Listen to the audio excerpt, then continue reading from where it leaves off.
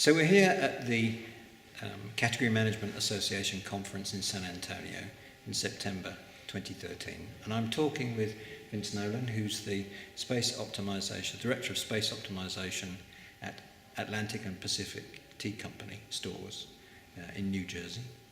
And we're talking about the use of some space optimization tools in a large project that's affected a significant number of stores in the program.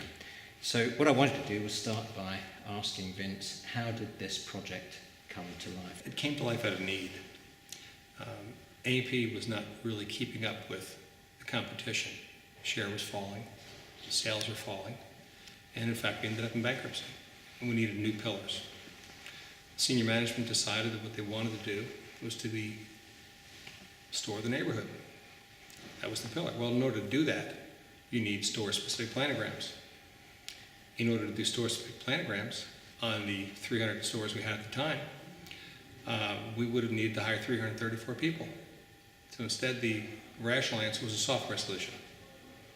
Hence, the work that we've been doing together on the macro space side, which has been very prolific for us in the past year, over 25 remodels, and we have 80 scheduled for the next year.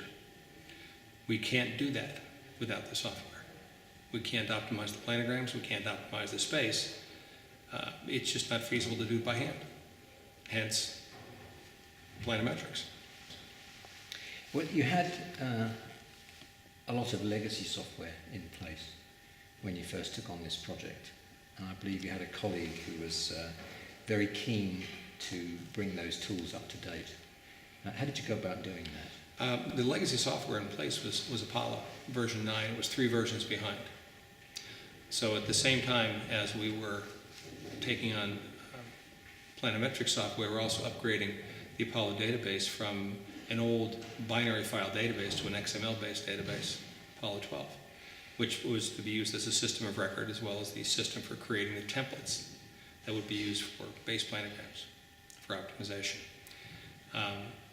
It was interesting between that and a third software vendor that we were doing some other micro work with to try to have all 3 happen at the same time was a real challenge, a painful challenge, but a challenge we're getting through. We're getting through.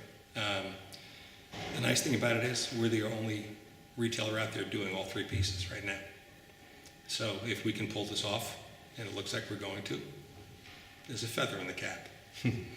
So when you had decided on which vendors you were going to bring in to this newer solution, what were the first challenges you met? Well, did the vendor understand what we wanted to do? That was the first challenge. The second challenge was, did they have the capability already built, not waiting to be built, to meet the needs we needed? Because we needed to be moving forward so fast that there was no time to wait for development. And in that vein, we looked at 3 vendors in microspace and chose one of the 3. One of them was the one we didn't choose, that was still our section database. They're still our basic planogram system. And when it got into macro, it got even more interesting. And that's when I met you folks. And we were looking at we looked at, other than yourselves, we looked at 3 macro space planning solutions. And clearly 2 of them were cobbled together and really weren't built from the ground up to do that. They were putting pieces together. And the third one just had so many handoffs. It just didn't work. The only solution that was one piece coherent was planometrics. It was far and above. Not only the results, but the ease of use were far and above any of the other 3 solutions, which is why we chose it. Thank you. Thinking about applying the team to the challenge ahead on the refurbishment of the stores, the replanning of the stores, what were the first challenges that came up? Were they data? Were they recruitment to get the team skills up into place? Well, I think they were all first. The data was terrible. It was inconsistency. We didn't have planograms in place on all the stores. And we were looking for a very unique set of skills to do this. That became problematic, and I got very lucky. The first young lady I found had the skill set we needed, and she knew 2 other people. And I was able to get my crew of 3 plus myself to be able to do this. And we've kept them all. Obviously, there were traditional processes in place at the time. So not only did you take on new tools, which we'll talk a little bit more about in a minute or two, but you obviously had to bring the current team of personnel up to speed on how you're going to address the challenge and so on, and deal with other departments in the organisation. Well, it was more the other departments. I mean, other than we always kept separate Excel planograms, if you will, merchandising tools. And we always had CAD separate, and CAD, as you know, was 14 years old for us. There were no new CADs for us. So to bring those 2 together was interesting. But more than that, A&P, like any other retailer, had spent years and years and years as they go through a store set bartering for space among people with not a lot of factual data. It was more, gut, I need this space. Why? Because I need it. And what this brought to it was the factual data that says, not only don't you need that space here, you may need more space over here. And these are the reasons why, and this is what it'll deliver. That was new to the company. And we have folks who have adopted that, and we have folks who are slowly moving forward. It's an ongoing challenge. Absolutely. There's early adopters and those people who kind of wait around. So how did you go about choosing the stores you were going to examine? Well, the stores we chose to do were actually chosen by senior management. They're chosen for financial reasons. That were the opportunity in those stores. Those stores were horribly underdeveloped or had not been remodeled in 17 or 18 years and needed it badly, even to the point of new cases. And the geography around them had grown and changed ethnically, so we had to change out the store. So those were the ones that had the highest opportunity, and that's the ones we then brought macro into. And how did you go about that? Can you describe how that worked on a particular project? Well, yeah, if you look at a project, let's look at Forest Avenue in Staten Island, Pathmark.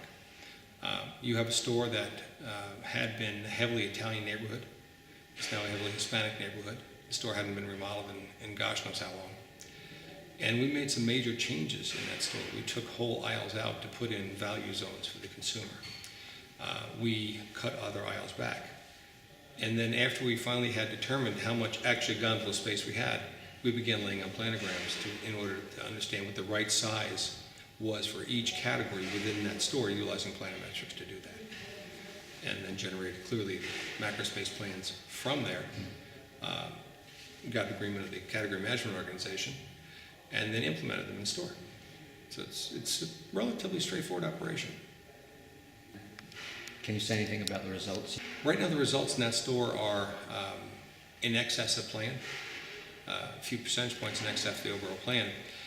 Unfortunately, the remodel, you can't just say, okay, this was all macro. You can't, because there's so many things in the remodel halo that include that, which is why we're doing Midland Park. This is the acid test to say, okay, we've resolved every other thing. We've even had it on CGO for 2 years, so it's not just filling it out of stocks. We've taken that critique out of there. Now, what are we doing from optimizing a space and a planograms, and what's the effect going to be? And the projected effect is wonderful. And we're taking it forward right now. With those results under your belt, how would you apply the tool going forward? Each and every store that would require a remodel would obviously get it, but there's also stores we're going to look at that are, a couple of years down the road and say, okay, how has the neighborhood changed? How have the need states changed for the various different categories? And what's the real size of these categories should be? Because at the end of the day, Jim Roy depends on having the right asset on the shelf and turning at the right price. If you've got the wrong size category, you're either having holes on the shelf because it's too small, or if it's too large, you got dead wood on the shelf, and they're both negative to Jim Roy. So at the end of the day, this is a repetitive process. It should happen every 2 or 3 years to a store. And how are you going to apply the tool to the stores that you're attempting to do in the next part of the program? The tool is going to be used in 2 steps. In the next part of the program, there's 80 stores to be done. and realizing we cannot take 80 stores times 73 planograms and funnel them right through the category management organization, or they're all going to leave. So we're going to take those 80 stores, and first we're going to macro the space and use existing planograms and accept lower results. The results right now we're estimating are about 3.8% just to change the space to the right space with existing planograms. And then as we roll forward, we'll begin adding macro planograms into these stores on a category by category basis. But we're first going to take the win for the space.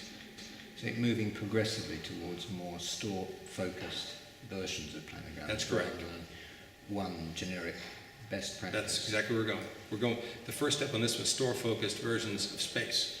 And next is the store-focused versions of the planograms in those spaces. And by the way, when we do that, we may see space change, because since we already have the asset on the CAD, it's no trick to run the data again and to confirm that the spaces we've created should remain where they are, and then build the planograms within. So when you're applying the tool to a particular project, what have you worked out as the best strategy for seeing where the opportunities are in that particular store? It's not a lot of rocket science to it.